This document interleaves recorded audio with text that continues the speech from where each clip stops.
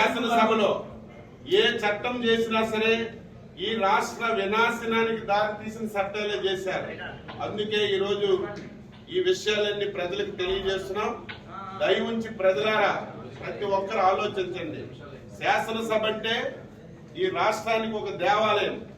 5 కోట్ల మంది ప్రజలకి న్యాయం చేసినటువంటి సభ. ఈ సభని ఇంత దారుణంగా తయారు చేశారు.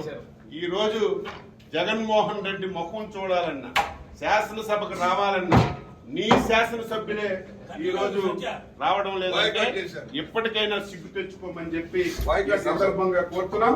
10 నిమిషాలు అయింది.